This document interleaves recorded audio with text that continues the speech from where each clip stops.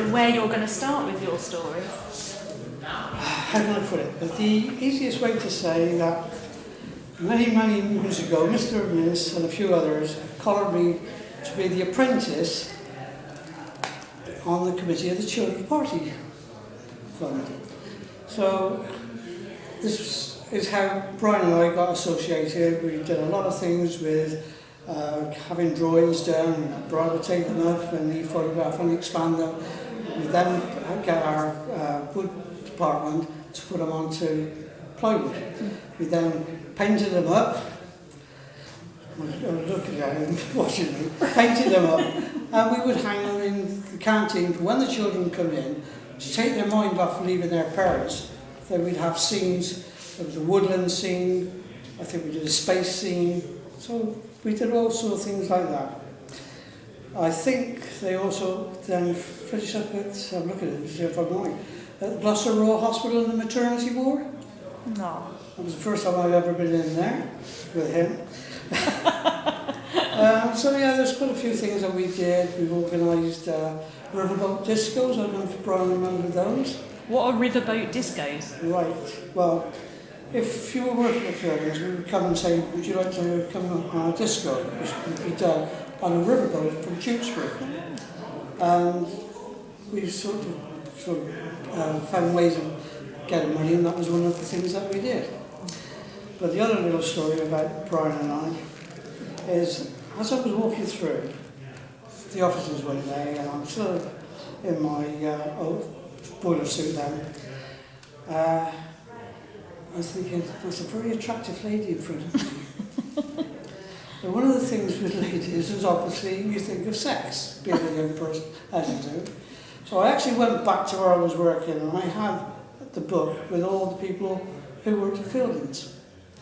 So I went through each one to think whether they would be eligible for sex. It took me a fortnight to find a supplier of condoms. And we sold condoms. Cheaper than what it was for the barbers just round the corner from us. How many did you sell? Oh, Was it a popular business? Well, it took off very well, actually. So that sort of got me interested in going into business. Because when I left Fieldings, I eventually went into business with a friend of mine, selling office equipment. Slightly different. Very entrepreneurial. It gave me the inspiration. So Fielding and Platt isn't just about engineering, it's about... No, there was a lot of things, but the Children's Party Committee was a big part of the things that I got involved with there, which was really enjoyable. Tell me more about the social side of Fielding and Platt. Because you had the parties, the discos. Yeah, we had parties. We actually probably were one of the first people, I don't know if Brian remember that, we had a sports ground down at Tony, and there was a big tennis court, and we organised the first fireworks for people to come.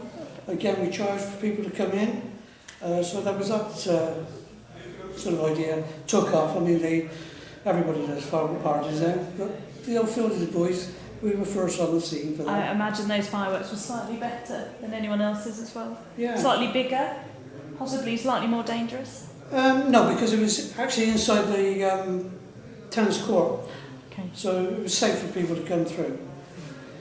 You didn't have the temptation to mix a little bit extra into the fireworks or anything? No. Wouldn't do anything illegal. I was just trying to think. I think they had trips to pantomimes as well, as we sort of built up the money. We tried to do other things for them. What about the sports days? Did you go along to any of the sports days? No.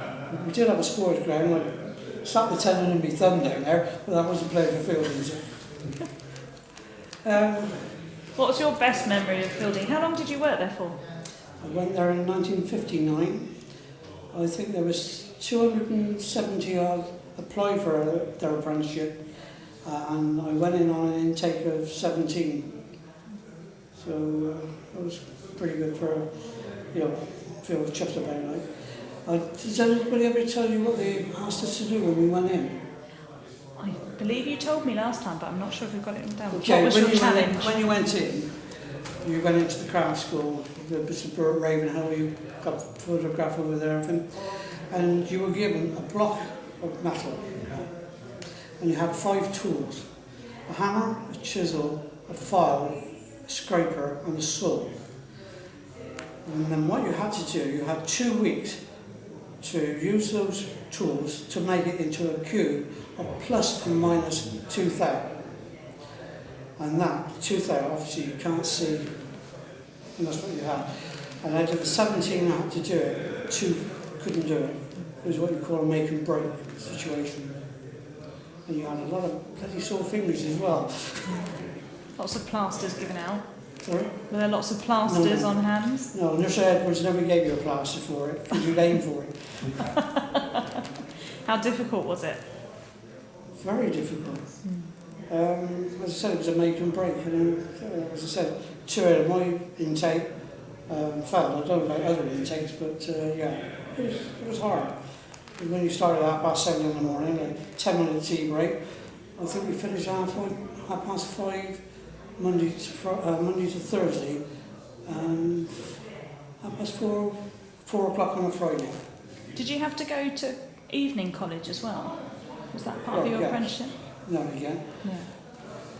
Kept you busy? Well, the thing is, like in your apprenticeship, we also do nights. To be honest with you, I did 3 years of my apprenticeship on nights because I didn't like doing the swap around. And the hardest part was going to check on a Monday and then going on after that at 7 o'clock to do the night shift. So, yeah. How long did you stay at Fielding and Platt for? I think I'm about 73, 74. To be honest, I don't remember. What did you do after your apprentice? Well, Fielding's or when I left. At Fielding's? Well, I was on the shop floor, I did marking off, machine work, marking off, and then I went up into the offices and was doing the instruction manuals, writing the instruction manuals, which was quite interesting. I then came in a lot of contact with Mr. Mintz, where he would be photographing the presses for us, and we would put these photographs into the manuals. And I did promise Brian that I would try and find. We have got one manual somewhere in the loft that they can have. That sounds like a bit of a job hunting for it then. Sorry? That'll be a bit of a job trying to find it. Yeah, it is, because I've got to go through my son's bedroom, yeah. Oh no.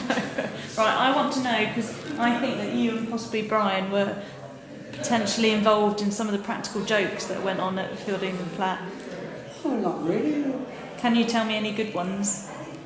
I've heard about the long wait and nailing the shoes to the floor. Well, there was one very good instance when I was on a night shift as an apprentice.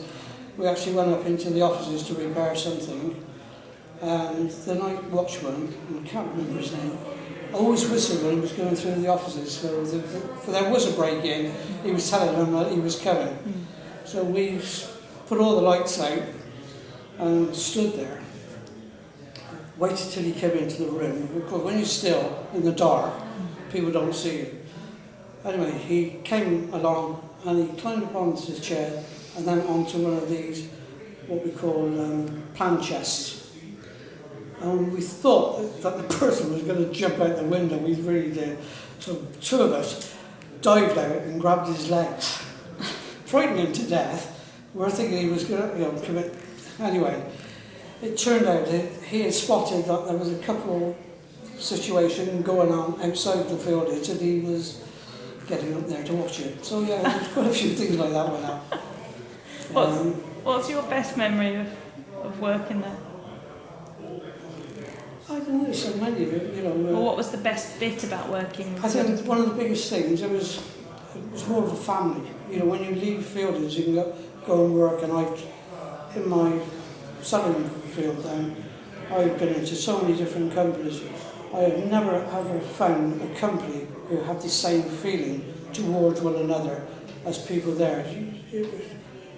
You've got to say it was a family company, and I think that's one of the biggest things that is missing in today's world. I mean, you can have all your university certificates, but people are not interested and anybody. But Fielding's, yeah, there was a bond between people. I mean, I think that is when you see people, okay, we've all got old, we've all got wrinkles, grey hair, what have you. Okay, you might not remember the name, but as soon as something clicks between you, and that was a fantastic feeling. Yeah, never been for other people, I don't think. That's a shame. What has it meant being able to meet up with people again and having the project? Well, I haven't got back all the money they owe me. No. I thought it was really nice, you know. It's a pleasure, and yeah, you look forward to it. It was one of those things. You just hope now that something else will carry on from it. You know, I mean, we're not all going to be here, but yeah, it's nice. And seeing that plaque to know that we will be remembered. That is really nice. What does it mean to you to have a plaque on the site where the factory is? Well, it's not a personal one, unfortunately. Derek was here. No, I think, as I say, it marks not just me, but all the other people that were there. And it's a tradition. We're never going to get another tradition in Glasgow. So yeah, it's something really, really good. Okay. Thank you very much. You've passed. Okay, well. Oh, I've got to ask though, are you okay if we use it on the website? Make you famous? Or at least include it in our archives? You do what you like. Oh, I'll keep that then. Yeah. Derek, what's your surname? I can't remember. Oh, I forgot to read that as well. It's Tidmarsh. Oh, I know that, on the island. Yeah. Tidmarsh? Yeah. Tidmarsh? Yeah? Yeah. Lovely. Yeah, we have found there's an island called Tidmarsh Island off Nova Scotia. Just outside. Yeah. He's going to buy it for me. 75,000 Canadian dollars at the moment. That's it.